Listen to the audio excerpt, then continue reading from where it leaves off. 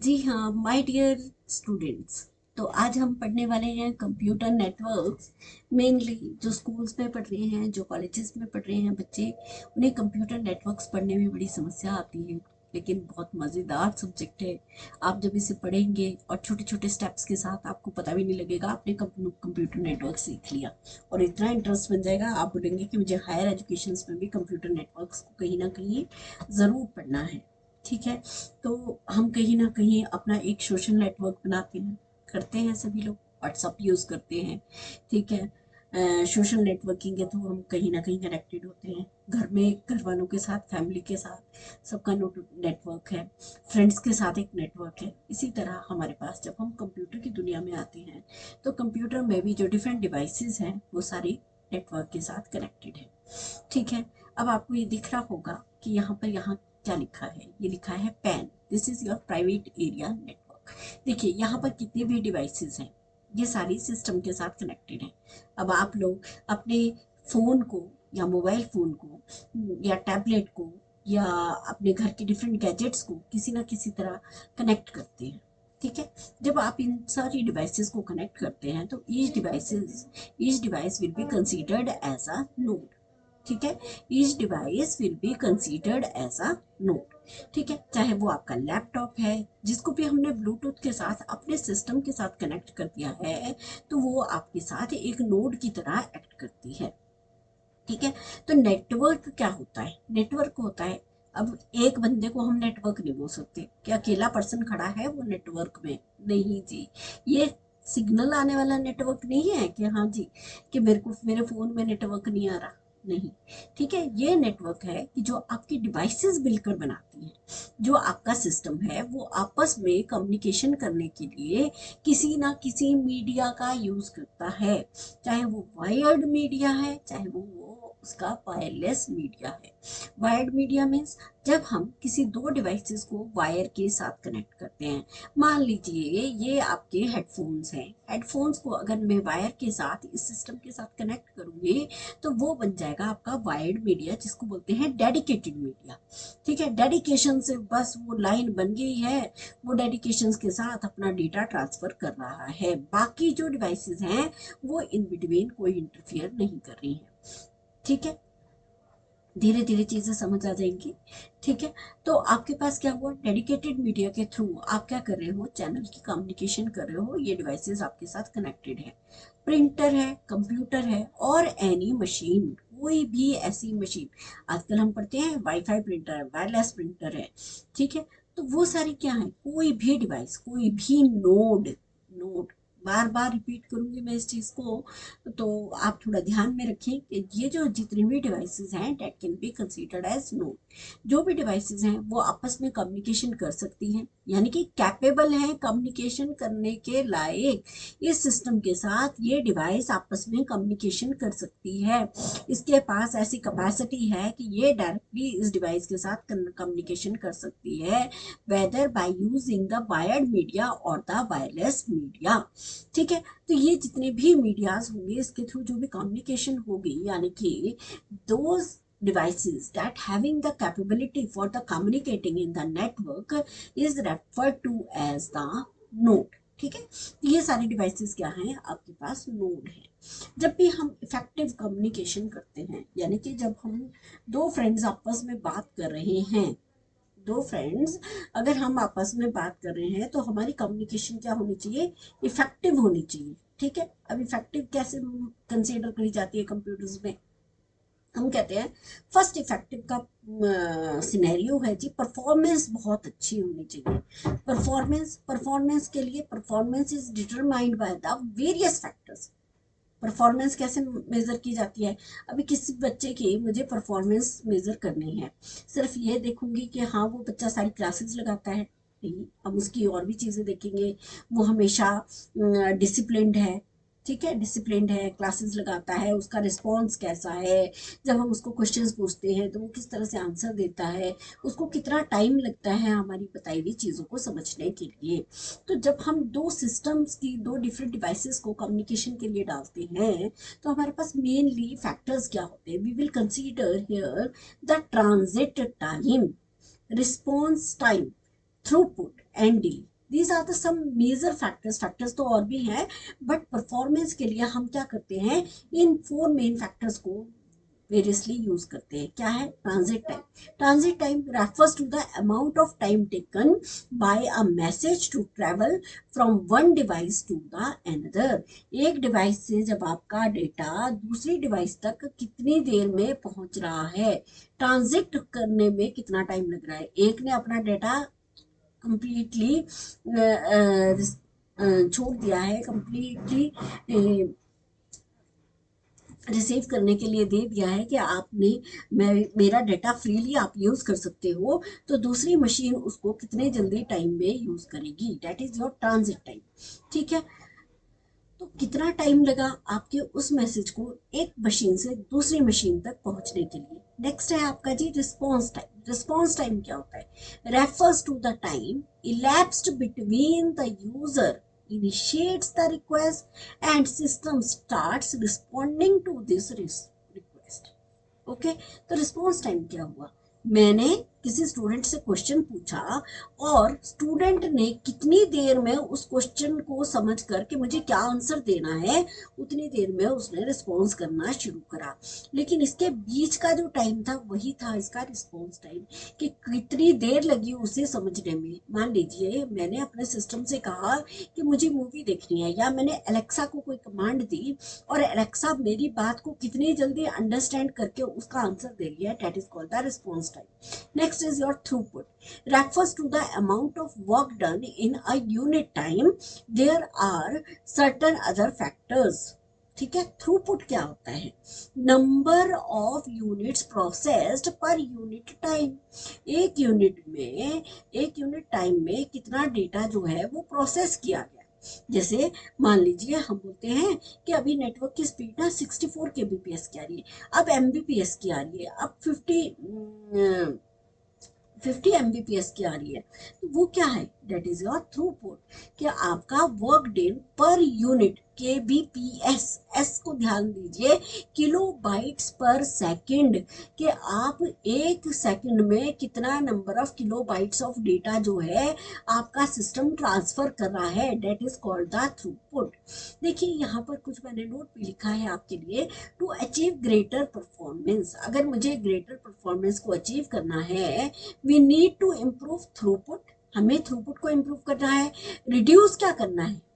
Throughput तो improve होनी चाहिए, कि ज्यादा से ज्यादा डाटा जल्दी जल्दी डाउनलोड हो जाए, जल्दी जल्दी अपलोड हो जाए, that is called the throughput. ठीक है, और रिड्यूस क्या करा हमने? ट्रांजिट टाइम, कि जब मैंने एक मशीन से डेटा भेजा और वो दूसरी मशीन तक पूरा, मतलब मेरी तरफ से काम खत्म हो गया। अगर मैंने एक मशीन हो जिसने 10 पैकेट ट्रांसफर करने हैं और दूसरी मशीन है जिसने 10 पैकेट रिसीव करने हैं, तो मैंने जितने टाइम में अपना डेटा क्या करा, फॉरवर्ड किया, और दूसरी मशीन ने time taken by a message to travel from one device to another. कितना टाइम लगा उसे मेरे से लेकर दूसरी मशीन तक पहुंचने में, वही क्या हो गया? आपका ट्रांजिट टाइम हो गया। और रिस्पॉन्स टाइम क्या हुआ? कि कितने टाइम में उस मशीन को ये समझ आया कि ये जो डेटा है वो कौन सा आईपी एड्रेस भेज रहा है, कौन सी मशीन जो है वो मुझे कुछ तरह का डाटा भेज रही है, क्या मैं उसे रिसीव करूं या नहीं करूं। अगर मैंने रिसीव कर लिया तो मैं उसको एक्नॉलेजमेंट दूं। आप लोगों ने देखा होगा रिस्पॉन्स टाइम, आप लोग व्हाट्सएप पे भी देखते हो। कैसे देखते हो? कि जब आपको कोई मैसेज मिलता है तो आपका अगर मैसेज यहाँ से प्रॉपरली ट्रांजिट हो गया, तो ट्रांजिट हुआ तो आपको एक टिक नजर आ जाता है मैसेज के नीचे। जब आपका पूरा डेटा मतलब रिसीवर तक पहुंच गया तो क्या हो गया? उसमें 2 टिक आ जाते हैं, और जब रिसीवर ने उस मैसेज को देख लिया तो वो दोनों टिक्स क्या हो जाते हैं? ब्लू हो जाते हैं। ठीक है, तो इस तरह से आपका रिस्पॉन्स टाइम आ जाता है। और डिले क्या हुआ? कि मैंने मैसेज भेजा लेकिन उस मशीन तक वो मैसेज मिला ही नहीं, उसके बीच में क्या हो गया? डिले हो गया। कितना टाइम लग रहा है? मैंने अगर यहाँ से कोई मैसेज दिल्ली भेजना है, कोई मैसेज अमेरिका भेजना है, कोई मैसेज कनाडा भेजना है, कोई यूएस भेजना है, तो उस मैसेज को भेजने में यहाँ से लेके वहां तक जो टाइम लग रहा है वही आपका डिले हो गया। ठीक है, नेक्स्ट आता है reliability. Reliability in the network determined by the factors how frequently the failure occurs. ठीक है। सिर्फ हम रिलायबिलिटी की बात ये नहीं करते कि मैंने जो बात बताई है वो रिलायबली भैया आप अपने पास ही रखेंगे, या मैंने जो मशीन को डेटा भेजा है वो पूरे 10 पैकेट्स को अपने पास तक ही रखेगा, आगे उसको फॉरवर्ड नहीं करेगा, या फॉरवर्ड करेगा तो किस ऑर्डर में करेगा, and how much time it will take place to recover the link failure. अगर कहीं ना कहीं मैंने नेटवर्क पे डेटा भेजा और वहां पर कोई लिंक फेलियर हो गया, कोई सर्वर डाउन हो गया, तो वो डेटा किस तरह से उस लिंक फेलियर को रिकवर करते हुए वो डेटा उस नोड से ना होकर किसी दूसरी नोड से एक मशीन से दूसरी मशीन तक प्रॉपरली सिक्योर्ड वे में पहुंच जाए, वो पार्ट क्या हो गया, reliability. Security, the third most method क्या है आपके पास, मोस्ट डिमांडिंग मेथड क्या होता है, सिक्योरिटी।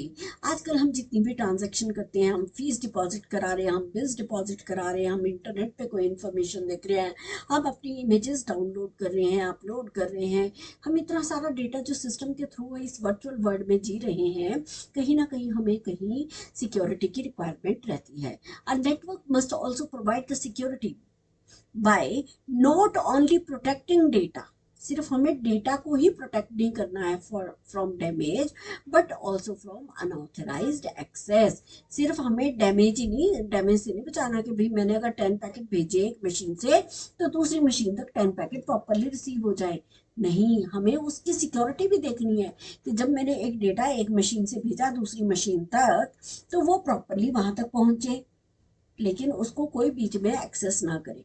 आप लोगों ने एक चीज देखी होगी, जब आजकल आप लोग व्हाट्सएप पे वीडियो कॉल करते हैं तो वहां पर क्या आता है, end to end encryption. End to end encryption का मतलब ये हुआ कि जब आप दो लोग कम्युनिकेशन कर रहे हैं तो कोई तीसरा पर्सन आपकी बात नहीं सुन रहा है। इट मीन्स जब आप लोगों की कम्युनिकेशन हो रही है तो वो क्या है, that will be in the secure way. I hope कि आपको ये तीनों टॉप पॉइंट्स जो हैं बहुत अच्छे से समझ आ गए होंगे। ठीक है। तो नेक्स्ट पार्ट आता है आपके पास नेटवर्क कंप्यूटिंग मॉडल्स। अब जब हम नेटवर्किंग यूज कर रहे हैं, हम रिलायबिलिटी की बात कर रहे हैं, हम नोड्स की बात कर रहे हैं, हम बात ये कर रहे हैं कि हमारा जो डेटा है वो एक मशीन से दूसरी मशीन तक प्रॉपर सिक्योर्ड वे में, रिलायबल वे में, उसकी परफॉर्मेंस बहुत अच्छी नहीं होनी चाहिए, मशीन से डाटा बहुत ईजीली चला जाए, हमारा काम बहुत ईजी हो जाए, तो हम कुछ ना कुछ मॉडल्स को फॉलो करते हैं। जैसे बिजनेस मॉडल्स होते हैं, ऑर्गेनाइजेशन के मॉडल्स होते हैं, ठीक है। अगर हम कोई घर बनाते हैं, कोई बिल्डिंग बनाते हैं तो उसका भी एक मॉडल होता है। तो उसी तरह हमारे पास नेटवर्क कंप्यूटिंग के लिए भी बहुत सारे मॉडल्स हैं, उसमें से कुछ मॉडल्स आज हम डिस्कस करेंगे। It refers to the organization of the nodes, कि ये जो मेरे पास नोड्स की बात हमने करी, उन नोड्स को हम किस तरह से मॉडल्स में फिट करते हैं। फर्स्ट आता है आपके पास centralized computing. Centralized computing means centralize क्या कर लिया, जिसने अब सारी पावर्स अपने पास रख ली, ठीक है। कहते हैं ना, जिसने अपनी पावर सारे सेग्रीगेट नहीं करी, बांटी नहीं है, किसी को डिवाइड नहीं करी है, वो सारी पावर्स उसने अपने पास ही रखी हैं। That is called the centralized computing. That is called the client server computing. First क्या आता है आपके पास, क्लाइंट सर्वर कंप्यूटिंग। मीन्स कि आपके पास एक सर्वर है, एक मेन सर्वर है, उसके साथ बहुत सारे क्लाइंट्स जॉइंट है। जैसे आप लोगों ने स्कूल्स लैब में देखा होगा, कॉलेज लैब्स में देखा होगा, या बड़ी यूनिवर्सिटीज में कहीं भी आपने देखा होगा, या जितने भी बैंकिंग सिस्टम्स होते हैं, जितनी बड़ी बड़ी ऑर्गेनाइजेशंस हैं, उन सब में क्या होता है, डेली आपका डेटा जो है कहीं ना कहीं रिकवरिंग के लिए रिकवर हो रहा होता है। जो भी आप काम करते हैं उसकी रिकवरी, कहीं ना कहीं आपका जो डेटा है वो स्टोर हो रहा है। आप जो भी एक्सेस कर रहे हो, जो भी चीजें देख रहे हो, वो सारी एक्सेसिबिलिटी कहीं ना कहीं किसी सिस्टम पे हो रही है। इसको बोलते हैं हम क्लाइंट सर्वर मॉडल, ठीक है। यानी कि एक सर्वर के साथ बहुत सारे क्लाइंट्स जो हैं वो कनेक्टेड हैं। Multiple computers are joined to one powerful mainframe computer. जो आपका मेन सर्वर है, that can be considered as the mainframe computer, जिसके साथ आपके मल्टीपल कंप्यूटर्स जो हैं वो एडजॉइनिंग में है। नेक्स्ट है आपका सर्वर और main frame computers has huge storage and processing capabilities. जो मेन फ्रेम कंप्यूटर है और जो सर्वर है वो अपने आप में ही इतना एफिशिएंट होता है कि वो एक साथ 100-200 सिस्टम्स को अपने पास हैंडल कर सकता है। So main frame means server and client means nodes. जितने भी हम क्लाइंट्स हैं, जितने भी हम बच्चे अपने अलग अलग सिस्टम्स पे बैठे होते हैं, that can be considered as nodes. लेकिन मेन काम कहाँ होता है, सर्वर पे हो रहा होता है, सर्वर आप सबको हैंडल कर रहा होता है। नेक्स्ट आता है client nodes not only connected to each other but also connected to the server. Client node जो है वो अपने आप के साथ ही कनेक्ट नहीं होती, वो सर्वर के साथ कनेक्ट होती है। हमें ये लगता है कि अगर हम दो फ्रेंड्स डिफरेंट लोकेशन पे बैठे हैं और हमें चैटिंग करनी है तो हम किसी ना किसी तरह अपनी चैटिंग कर सकते हैं किसी को बिना बताए भी। लेकिन वो क्या है, वो दोनों सिस्टम्स जो हैं, जो दोनों क्लाइंट्स हैं, जो दोनों नोड्स हैं, वो किसी ना किसी तरह से सर्वर के साथ कनेक्टेड हैं। ठीक है, अब ये देखिए, ये सर्वर है, ये डिफरेंट 4 सिस्टम्स है, जहां पर ये जो 4 सिस्टम है वो इस सर्वर के थ्रू कनेक्टेड है। ठीक है, अब ये इस मशीन है, इस मशीन के साथ बात करनी है, कोई भी कम्युनिकेशन करनी है, तो that will be done through with the help of server. Server से होकर, सर्वर की इजाजत के बिना ये दोनों मशीन्स आपस में बात नहीं कर सकती। The client server network has a powerful computer known as a server. Client server जो नेटवर्क है वो आपका सबसे ज्यादा क्या है, पावरफुल कंप्यूटर है। तभी तो हम बोलते हैं लैब में अच्छा सर्वर स्टैब्लिश है, सर्वर स्टैब्लिश है, तो इट मीन्स काफी काम जो है वो हमारा इजी हो जाएगा, क्योंकि सर्वर जो है ऑटोमेटिकली जो है वो बैकअप लेता रहता है। This provides all the services required on the network. जो भी नेटवर्क पे जितने भी सर्विसेज चाहिए, ठीक है, तो वो सर्वर सर्व कर रहा है। सर्वर का मतलब ये हो गया कि ऐसी मशीन जो सर्व कर रही है। सर्व किसको करेगी, वो मशीन को ही सर्व करेगी। जितने भी मशीन हैं उन सबको सर्व करेगी। किसी को गूगल खोलना है, किसी को फाइल प्रोसेस करनी है, किसी को क्लाइंट, किसी को और कोई और रिक्वेस्ट प्रोसेस करनी है, तो जितनी भी रिक्वेस्ट है उन सबको सर्व करने के लिए हमारे पास क्या है जी, एक सर्वर मशीन है। This can include directing traffic around the network. ये क्या करता है, जो ट्रैफिक है, यानी कि एक मशीन और दो मशीन आपस में क्या कर रखा है उन्होंने, कि उन्हीं की कम्युनिकेशन हो रही है, एंड टू एंड एन्क्रिप्शन। तो वो ट्रैफिक अगर और कोई मशीन्स हैं, जैसे मान लो हम लोग आपस में बात कर रहे होते हैं किसी मशीन के साथ, लेकिन दूसरा कोई पर्सन अगर हमें कॉल करता है, तो हमारे फ़ोन पे ऑटोमेटिकली रिफ्लेक्ट होता है कि मुझे होल्ड करना है, मुझे एक्सेप्ट करना है, मुझे डिक्लाइन करना है। क्या कर रहा है, वो भी ऑटोमेटिकली हमारी रिक्वेस्ट को चेक कर रहा है कि उसको, उन सारी रिक्वेस्ट को हम किस तरह से मैनेज कर सकते हैं। These can include directing traffic, direct करना है ट्रैफिक को around the network, managing device, disk devices, जितने भी डिस्क डिवाइसेस हमारे साथ कनेक्टेड हैं उन सबको मैनेज करना है, and network peripherals such as printers and scanners. Network traffic peripherals, जितने भी पेरिफेरल्स हैं, स्विचेस, हब्स, राउटर्स, गेटवेज, जितने भी पेरिफेरल्स हैं, ठीक है। अगर हम एक घर की बात करें तो प्रिंटर है, स्कैनर है, हमारे फोन्स हैं, हमारी और सारी डिवाइसेस, कीबोर्ड, माउस, ये सारी डिवाइसेस, इन सबको मैनेज करने के लिए हमें कहीं ना कहीं ट्रैफिक को चेक करना पड़ता है। ठीक है, अब क्या आता है, नेक्स्ट आता है डिस्ट्रीब्यूटेड। नेक्स्ट क्या है आपके पास, डिस्ट्रीब्यूटेड कंप्यूटिंग। डिस्ट्रीब्यूटेड कंप्यूटिंग में क्या हुआ, ये जो सर्वर्स हैं, एक सर्वर ने कहा भाई मैं इतना भार नहीं सहन कर सकता, तो दो चार सर्वर आपस में मिल गए, यानी कि बहुत बड़े बड़े घर के, मतलब घर में अगर एक पर्सन है तो वो बेचारा सबको सर्व कर रहा है, यानी कि हम बोलते हैं कि he is the head of the family, जिसकी मर्जी के बिना कोई काम नहीं होता, जो बेचारा सबकी हेल्प कर रहा है, सबका ध्यान रखता है कि किसको किस टाइम पे क्या रिक्वायर्ड है, दैट इज कॉल्ड सर्वर। लेकिन अब एक पर्सन ने कहा भाई मुझसे नहीं होता, ये बहुत सारा काम है, तो उसने क्या करा, दो चार और भी सर्वर्स इस तरह से मिल गए, और वो पूरा उन्होंने अपने आपस में नेटवर्क बना लिया कि हाँ जी मैं इतनी इतनी जो जॉब्स है वो मैं संभाल लूंगा, इतनी जॉब्स आप संभालो, इतनी जॉब्स मैं तो ये सर्वर्स जो है ये आपस में, तो देखो इनका आपस में इंटर कोरिलेशन बहुत ज्यादा फैक्टर है, लेकिन इन्होंने अपनी जो सर्विसेज हैं वो डिवाइड कर दी। मान लो अगर ये सर्वर कहीं ब्रेक डाउन भी हो जाता है, ये डिवाइसेस ब्रेक डाउन होती हैं, तो ये सारी जो बाकी जो नेटवर्क है ये आपस में कम्युनिकेशन इनका रुकेगा नहीं। यहाँ क्या हो गया, डिस्ट्रीब्यूट हो गई, अपनी जो पावर्स थी वो डिस्ट्रीब्यूट हो गई। Distributed computing means task is divided among multiple computers. जो टास्क है उसको हमने मल्टीपल कंप्यूटर्स में डिवाइड कर दिया, मल्टीपल सर्वर्स हैं, मेन फ्रेम्स हैं, या हमने जो टास्क है वो डिस्ट्रीब्यूट कर दिया, अपनी पावर्स को जो है हमने बांट दिया है, ताकि हमारा जो काम है वो इजीली हैंडल हो जाए, एक ही पर्सन जो है या एक ही मशीन जो है वो ओवरबर्डन ना हो। Distributed computing interconnects one और more personal computer. Distributed computing क्या करेगी, वो इंटरनेट इंटरकनेक्ट करेगी किसको, मोर और पर्सनल कंप्यूटर्स। यानी कि ये देखो, जैसे अभी आपने यहाँ देखा होगा, ये कुछ नोड्स हैं, ये कुछ कंप्यूटर्स हैं जो किस इस सिस्टम के साथ है, ये कुछ सिस्टम्स हैं जो इस नोड के साथ है, ये कुछ सिस्टम है जो इस नोड के साथ है। तो ये क्या कर दिया हमने, डिस्ट्रीब्यूट कर दिया जो आपके जितने भी पर्सनल कंप्यूटर्स थे उसकी पावर्स जो है कुछ सर्वर्स ने आपस में डिस्ट्रीब्यूट कर ली।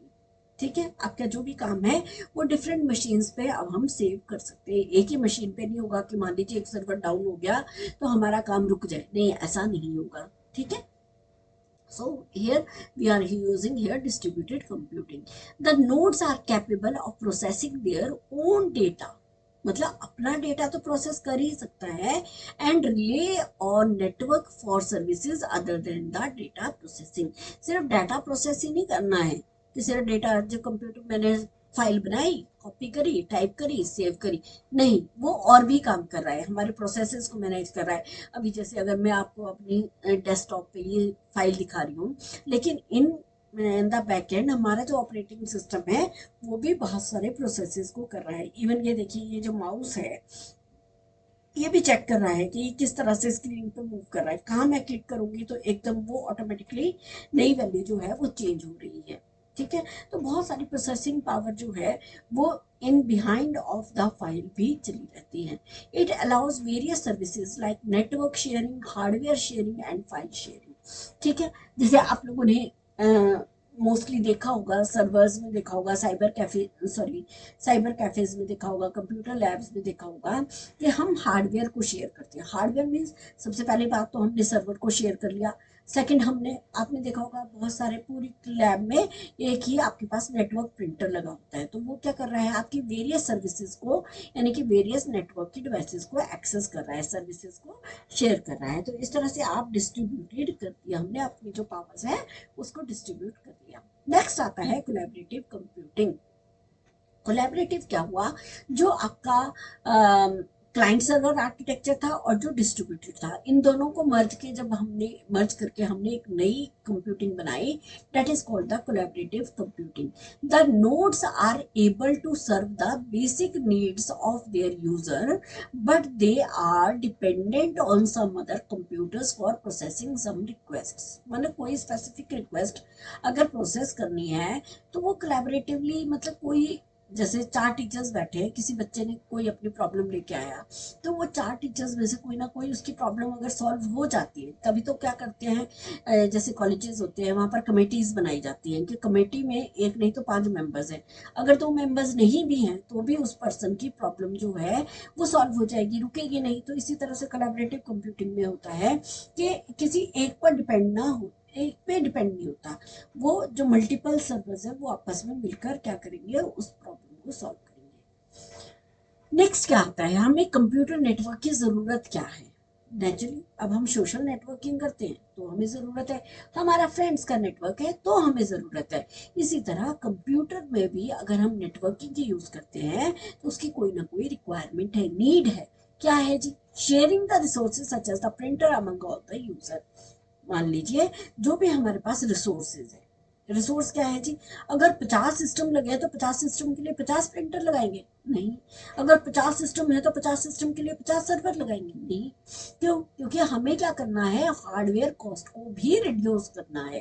तो रिड्यूस करने के लिए हम क्या करते हैं, एक रिसोर्स जो है वो 10 लोगों के साथ शेयर कर देते हैं, शेयरिंग पे काम चल सकता है। अगर जिस काम को शेयरिंग के साथ किया जा सकता है उसको शेयरिंग के साथ कर लो। So that is called the sharing the resources such as the printer among all the users. All सभी यूजर्स के बीच में हमें रिसोर्सेज को शेयर करना है। नेक्स्ट क्या हो गया, sharing of expensive software and databases. अगर एक्सपेंसिव सॉफ्टवेयर है, ठीक है, अगर मान लीजिए हमने क्या करा कि हमने खरीदा एंटीवायरस, ठीक है, एंटीवायरस में कहा जी ये सिर्फ ना 5 सिस्टम्स के लिए है। 5 सिस्टम में हमने क्या करा, लैब में इंस्टॉल कर दिया, लैब में सर्वर पे इंस्टॉल करा। अब जब वो सर्वर पे इंस्टॉल हुआ तो उसके साथ जितने भी कनेक्टेड सिस्टम्स हैं वो ऑटोमेटिकली उस एंटीवायरस के थ्रू क्या होंगे, वो भी स्कैन हो जाएंगे। ठीक है, नेक्स्ट क्या हो गया, communication from one computer to the other. एक कम्युनिकेशन, अगर एक सिस्टम से दूसरे सिस्टम तक अगर कम्युनिकेशन होनी है तो वो किस तरह से होगी, उसके लिए भी हमें क्या चाहिए, नेटवर्क की रिक्वायरमेंट चाहिए। Exchange of data and information among the users, जैसे अब मुझे अगर अपने फ्रेंड से बात करनी है, मुझे उसको व्हाट्सअप करना है, तो उसके पास भी फोन होना चाहिए, पहली कंडीशन। सेकंड, उसके पास भी क्या होना चाहिए, उस पर वो सॉफ्टवेयर होना चाहिए। तो डाटा और इंफॉर्मेशन को जब हम शेयर करते हैं अमंग द नेटवर्क, तो हमें क्या करना है, एक्सचेंज करना है मुझे डेटा और नेटवर्क, तो उसके लिए भी मुझे कंप्यूटर नेटवर्क की ज़रूरत है। लाइक शेयर करनी है मुझे कोई इन्फॉर्मेशन, जैसे हम लोग गूगल मैप को यूज़ करते हैं, ठीक है, तो हम अपनी क्या करते हैं, हम बोलते हैं जी हाँ मैं अपनी लोकेशन भेज रहा हूँ कि मैं एट प्रेजेंट यहाँ पर हूँ। तो हमने क्या करा, अपनी इंफॉर्मेशन जो है वो अपने फ्रेंड को, या वाइड एरिया नेटवर्क के थ्रू गूगल मैप जो है वो हमें इजीली आइडेंटिफाई करता है कि हम पर्टिकुलर किस लोकेशन पे हैं। आप लोगों ने देखा होगा जब हम अमेजोन से या फ्लिपकार्ट से या बहुत सारी शॉपिंग साइट्स ऑनलाइन शॉपिंग करते हैं, तो वो हमारी क्या करते हैं, लोकेशन भी स्टोर करते हैं। वो चेक कर लेते हैं कि हाँ भाई ये पर्सन इस पर्टिकुलर लोकेशन पे होगा, तो जो कोरियर बॉयज होते हैं वो इजीली आइडेंटिफाई कर लेते हैं कि मुझे किस एरिया में जाना है।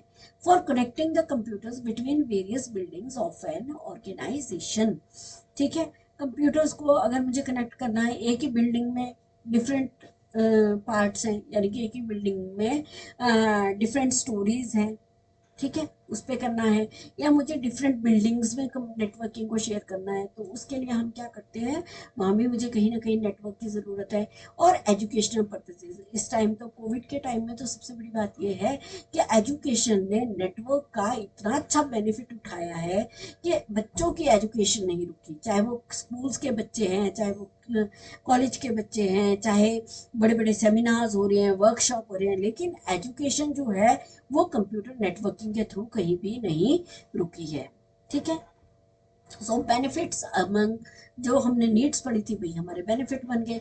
यानी कि बेनिफिट क्या हो गया, हम इंफॉर्मेशन शेयर कर सकते हैं, हम अपने रिसोर्सेज शेयर कर सकते हैं, फैसिलिटेट सेंट्रलाइज्ड मैनेजमेंट कर सकते हैं, ताकि मेरा जो डेटा है वो सारा पर्टिकुलरली कहीं ना कहीं जाके सेव हो। नेक्स्ट क्या हो गया, कम्युनिकेशन स्पीड इंक्रीज, इससे क्या हो गया, कम्युनिकेशन की स्पीड इंक्रीज हो गई। मैं आज शिमला में बैठकर कहीं भी पढ़ा रही हूँ, तो वो ऑटोमेटिकली मेरा बच्चा अगर दिल्ली में बैठा है, किसी गांव में बैठा है, तो सबको मेरी information at the same time सबको डिस्प्ले हो रही है, मेरी स्क्रीन जो है सबको दिख रही है। Communication speed is increase, communication की स्पीड इंक्रीज हो गई है, सेम पॉइंट दो बार आ गया है, सॉरी। सो बेटर परफॉर्मेंस हो गई, परफॉर्मेंस क्या हो गई, ज़्यादा अच्छे से परफॉर्मेंस हो रही है। इंश्योर बैकअप रिलायबिलिटी, हम रिलायबल, बैकअप रिलायबिलिटी भी है। रिड्यूस क्या कर रहे हैं हम, हार्डवेयर और सॉफ्टवेयर कॉस्ट भी रिड्यूस हो रही है। अब नेचुरली नेटवर्क हार्डवेयर जो है on the basis of scale, हम क्या करते हैं, इंटर प्रोसेसर डिस्टेंस, यानी कि दो प्रोसेसर के बीच में कितना डिस्टेंस है, और प्रोसेसर लोकेटेड इन सेम, जो प्रोसेसर्स हैं वो कहाँ हैं, मतलब दो प्रोसेसर्स के बीच में कितना डिस्टेंस है, तो वो कौन सा हार्डवेयर हम वहाँ पर यूज़ करेंगे, या किस तरह से हमारे पास कौन से एक इंटर मैनेजमेंट रहेगी सिस्टम की, या हम कौन से नेटवर्क में आ जाएंगे। तो इस चीज़ को हम देखते हैं। अगर 0.1 मीटर है तो हम सर्किट बोर्ड की बात करते हैं, यानी कि डाटा फ्लो मशीन हो रहा है, डाटा फ्लो हो रहा है अमंग बिटवीन द मशीन्स। अगर 1 मीटर है तो हम उसको बोलते हैं सिस्टम, ठीक है। जैसे अगर मेरा कीबोर्ड कहीं दूर भी रखा है, या हम वायरलेस कीबोर्ड और वायरलेस माउस से बात करते हैं, तो अगर 1 मीटर, तो हम उसको बोल देते हैं मल्टी प्रोसेसर, भी इसके एग्जाम्पल हो जाते हैं, ठीक है। अगर 10 मीटर है तो विद इन रूम हो गया, जिसको हम लैन बोलते हैं। अगर यही चीज़ आपकी 100 मीटर हो गई तो ये बिल्डिंग हो गया, इसको भी हम लैन बोलते हैं। यानी कि एक बिल्डिंग में डिफरेंट स्टोरीज पे, डिफरेंट फ्लोर्स पे आपके पास क्या है, सिस्टम्स रखे हुए हैं, और उसको हमने किसी एक नेटवर्क के साथ कनेक्ट कर रखा है। 1 किलोमीटर है तो कैंपस में है, लैन ही है, ठीक है। अगर 10 किलोमीटर है तो हम सिटी में ले लेते हैं, वो आपका मेट्रोपॉलिटन एरिया नेटवर्क बन गया। जैसे 10 किलोमीटर अगर हम मैन को कंसीडर करते हैं, तो वो ऑटोमेटिकली मैन क्या है, लाइक जैसे आपका केबल टीवी नेटवर्क है, ठीक है, जो केबल टीवी नेटवर्क है वो किसी सिटी के अंडर अंडर होता है, तो इसको हम बोलते हैं मेट्रोपॉलिटन एरिया नेटवर्क, ठीक है। अगर ये 100 किलोमीटर है तो ये कंट्री में है, वाइड एरिया नेटवर्क। यही आपका 1000 किलोमीटर और 10,000 kilometre, so it becomes in the part of continent in the case of 1000 kilometer, but in case of 10,000 kilometer or and many more, so it will consider as the planet and it will become the internet. But in case of continent or in case of country, it will be considered as the wide area network. I hope कि आपको ये lecture समझ आया होगा. Thank you so much कि आपने इतनी patiently इस लेक्चर को बहुत अच्छे से सुना. Thank you. Thanks dear.